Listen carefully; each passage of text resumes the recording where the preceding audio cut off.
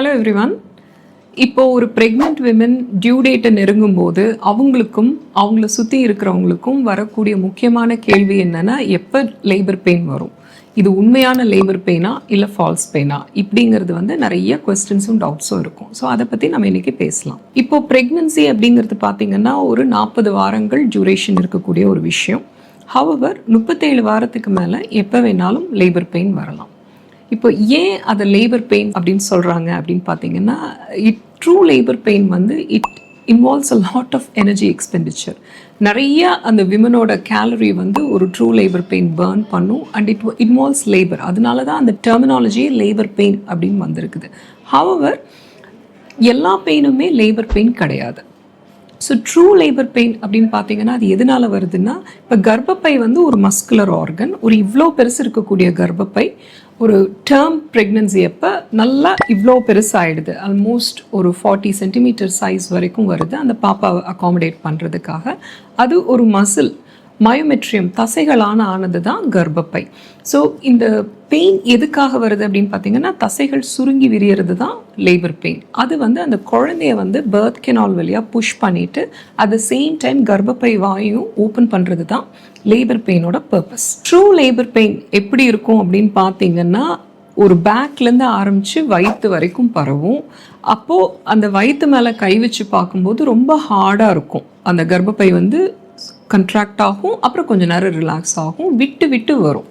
ஆரம்பத்தில் பார்த்தீங்கன்னா ஒரு 10 நிமிஷத்துக்கு ஒரு தடவை இல்லை 15 நிமிஷத்துக்கு ஒரு தடவை வரக்கூடிய அந்த பெயின் ஆனது போக போக அந்த ஃப்ரீக்வன்சி அதிகமாக ஆரம்பிக்கும். For example 1 every 3 minutes or 1 every 2 minutes அந்த மாதிரி. அதே மாதிரி ஆரம்பிக்கும் போது ஒரு 15-20 செகண்ட் இருக்கக்கூடிய அந்த பெயின் ஆனது போக போக அந்த டியூரேஷன் இன்க்ரீஸ் ஆகும். ஃபார் எக்ஸாம்பிள் ஒரு 35 செகண்ட்ஸ் to 50 செகண்ட்ஸ் வரைக்கும் கூட போகலாம்.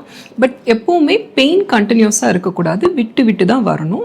அந்த கர்ப்பப்பைக்கு ரிலாக்ஸ் பண்ணுறதுக்கும் அடிக்குவேட்டாக டைம் இருக்கணும். ஸோ இதுதான் ட்ரூ லேபர் பெயின். இப்போ ட்ரூ லேபர் பெயின் இருக்கும்போது அந்த சர்விக்ஸ், அதாவது கர்ப்பப்பை வாய் ப்ரெக்னன்சி டைமில் மூடி இருக்கிறது மெதுவாக ஓப்பன் பண்ண ஆரம்பிக்கும். அது 10 சென்டிமீட்டர் வரைக்கும் ஓப்பன் ஆனதுக்கப்புறம் தான் அந்த பேபி வெளியே வரும். சரிங்களா? ஸோ சம் விமனுக்கு ஒரு அசோசியேட்டட் சேஞ்சஸ் இருக்கலாம் அந்த பெயின்னால. ஒரு நாசியா ஆர் ஈவன் வாமிட் கூட பண்ணுவாங்க. சில விமனுக்கு லேபர் பெயின் வரும்போதே அந்த பனிக்கூடம் உடையலாம். சரிங்களா? அந்த பேக் ஆஃப் மெம்பரேன்ஸ்ன்னு சொல்லுவாங்க. அது உடையும் போது தண்ணி மாதிரி ஒரு ஃப்ளூயிட் போகும். நார்மலி அது கிளியராக தான் இருக்கணும். ஹவவர் பாப்பா வயிற்றுக்குள்ளேயே மோஷன் போயிருந்துச்சுன்னா அது ஒரு க்ரீன் கலர்லேயோ ப்ரௌன் கலர்லேயோ இருக்கலாம். சில பேர்த்துக்கு ஒரு பிளட் ஸ்டெயின்டாக இருக்கலாம். But that is not a normal feature. சரிங்களா? அப்புறமா பார்த்தீங்கன்னா சில விமனுக்கு லேபர் பெயின் ஆரம்பிக்கும் போது ஒரு மியூக்கஸ் பிளக் பாஸ் பண்ணுறதுன்னு சொல்லுவாங்க. அதாவது we call it show. Substance வெளிவரும். யூஸ்வலாக இந்த கர்ப்பப்பை மூடி இருக்கும்போது அந்த மியூக்கஸ் பிளக் அப்படிங்கிறது அதை சீல் பண்ணியிருக்கும். ஸோ கர்ப்பப்பை வாய் ஓப்பன் ஆகும்போது அந்த mucus plug gets released. It may be streaked with a pinch of blood.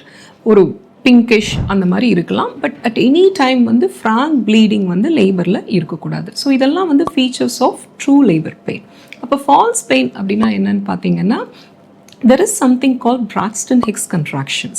இது ஒரு ப்ரெக்னென்ட் விமனுக்கு 20 வாரத்துலேருந்தே மெதுவாக ஆரம்பிக்கும். அதாவது கர்ப்பப்பை லைட்டாக சுருங்கி சுருங்கி விரிய ஆரம்பிக்கும். பட் மெனி விமன் அதை உணர மாட்டாங்க.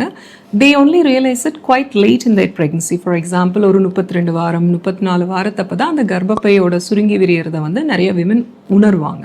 பட் இது பெயின்லெஸ்ஸாக தான் இருக்கும் most of the time. And இது அந்த சர்வைக்கல் சேஞ்சஸ்க்கு லீட் பண்ணாது. சரிங்களா? ஸோ பிராக்ஸ்டன் ஹிக்ஸ்க்கும் ட்ரூ லேபர் பெயினுக்கும் இருக்கிற வித்தியாசம் என்னன்னு பார்த்தீங்கன்னா, true labour pain will become stronger, will become more frequent, the duration will increase. whilst Braxton Hicks பார்த்தீங்கன்னா they are infrequent and inconsistent and they may even go away completely. True labour pain கம்ப்ளீட்டாக போகாது. So இதெல்லாம் ஒரு minor differences. there is something called spurious labor. அப்படின்னா என்னன்னா, அப்பவும் கர்ப்பப்பை சுருங்கி விரியும், பெயின்ஃபுல்லாக இருக்கும், பட் சர்வைக்கல் சேஞ்சஸ்க்கு லீட் பண்ணாது. இது கொஞ்சம் ஒரு அன்காமன் கண்டிஷன் தான். இந்த மாதிரி விமனுக்கு யூஸ்வலாக கொஞ்சம் ரெஸ்ட்டும் ஃப்ளூயிட்ஸும் கொடுத்து ஒரு பெயின் கில்லர் இன்ஜெக்ஷன் போட்டால் அவங்க செட்டில் ஆயிடுவாங்க.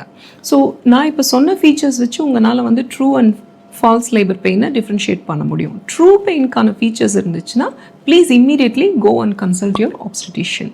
ஃபால்ஸ் பெயின் மாதிரி தோணுச்சுன்னா கொஞ்சம் வெயிட் பண்ணி பாருங்கள்.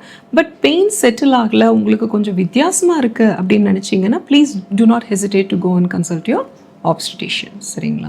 அப்புறம் டுவர்ட்ஸ் டேர்ம் பார்த்தீங்கன்னா முக்கியமாக ஒரு கவனம் செலுத்தக்கூடிய ஒரு விஷயம் வந்து பேபியோட மூமெண்ட்ஸ் நல்லா இருக்கா அப்படின்னு வந்து எல்லா விமனும் பார்த்துக்கணும். அதில் ஏதாவது வேரியேஷன் இருந்தால் கூட நீங்கள் உடனே உங்கள் ஆப்ஸ்டிஷியன் பார்த்து இந்த பேபியோட ஃபீட்டல் ஹார்ட் மானிட்டரிங் கொஞ்சம் நேரம் பண்ணிக்கிறது ரொம்ப ரொம்ப அவசியம். ட்ரூ லேபர் பெயினோட ஃபீச்சர்ஸ் பற்றியெல்லாம் நம்ம பார்த்தோம். இன்னொரு எக்ஸ்ட்ரா ஃபீச்சர் என்னன்னு பார்த்தீங்கன்னா, அந்த பேபியோட ஹெட் வந்து கீழே இறங்கும்போது அந்த விமனோட மூத்திரப்பை, அதாவது யூரினரி பிளாடர், அதே மாதிரி பேக்கில் அந்த மலக்குடல் பவல், இதெல்லாம் வந்து அழுத்தப்படுறதுனால அவங்களுக்கு அடிக்கடி யூரின் போகணும் அப்படிங்கிற உணர்வு இருக்கலாம், ஒரு மோஷன் பாஸ் பண்ணுங்கிற உணர்வு இருக்கலாம், ஒரு pressure on the pelvis as the head comes through the birth canal, இதெல்லாம் வந்து அவங்க உணர்வாங்க. இப்போ true labour pain, false pain அல்லாமல் வேறு என்ன காரணங்கள்னால ஒரு ப்ரெக்னென்ட் விமனுக்கு பெயின் வரலாம் அப்படின்னு பார்த்தீங்கன்னா, யூரினரி ட்ராக்ட் இன்ஃபெக்ஷன், ஒரு யூரினில் வந்து ஒரு பாக்டீரியல் இன்ஃபெக்ஷன் வந்துச்சுன்னா கூட அது ஒரு லேபர் பெயின் மாதிரி ஒரு உணர்வை கொடுக்கலாம். யூஸ்வலாக யூரின் டெஸ்ட் பண்ணி பார்த்தாலே அது தெரிஞ்சிடும். அதுக்கான அப்ரோப்ரியேட் ட்ரீட்மெண்ட் எடுத்துகிட்டா அந்த பெயின் வந்து சரியாக போயிடும். இப்போ நிறைய ப்ரெக்னென்ட் விமன் வந்து டுவர்ட்ஸ் டேர்ம் பார்த்தீங்கன்னா அந்த ப்ரொஜெஸ்ட்ரான் எக்ஸஸ்னால வந்து ஒரு பவல் சிம்டம்ஸ் ஃபேஸ் பண்ணுவாங்க. ஒரு ப்ளோட்டட்னஸ், ஒரு ஹார்ட் பர்ன், இதெல்லாம் இருக்கலாம். Some women might suffer from constipation. So இதெல்லாம் கூட ஒரு லாட் ஆஃப் அப்டோமினல் டிஸ்கம்ஃபர்ட் கொடுக்கும். இப்போ என்ன ரீசன் அப்படிங்கிறத கண்டுபிடிச்சி அதை அப்ரோப்ரியேட்டாக நம்ம அட்ரஸ் பண்ணிட்டா இந்த மாதிரி பெயின் எல்லாம் செட்டில் ஆகிடும். இப்போது என்ன பண்ணணும் அப்படின்னு பார்த்தீங்கன்னா, ட்ரூ லேபர் பெயின் வந்தால் தயவு செஞ்சு உங்கள் ஆப்ஸ்டிஷனை விசிட் பண்ணி அவங்க அட்வைஸை ஃபாலோ பண்ணுங்கள். இப்போ ஃபால்ஸ் பெயின்கான ஃபீச்சர்ஸ் இருந்துச்சுன்னா கொஞ்சம் ரெஸ்ட் எடுங்க, ஒரு வார்ம் பேட் மாதிரி பேக்கில் வச்சுக்கலாம், ஒரு டிஃப்ரெண்ட் பாஸ்டர் ட்ரை பண்ணி பாருங்கள். இதெல்லாம் செட்டில் ஆகலை அப்படிங்கிற பட்சத்தில் உங்கள் டாக்டரை போய் பாருங்கள். இப்போ லேபர் பெயின் வந்து பொதுவாக டேர்ம், அதாவது 37 வாரங்களுக்கு மேலே தான் வரும் அப்படின்னு நம்ம சொன்னாலுமே சில காரணங்கள்னால ப்ரீடேர்ம் லேபர், அதாவது 27 வாரங்களுக்கு முன்னாடியே லேபர் பெயின் வரலாம். அப்படி ஏதாவது இருந்துச்சுன்னா டிலே பண்ணாமல் உங்கள் ஆப்ஸ்டிஷனை போய் பாருங்கள். சரியா?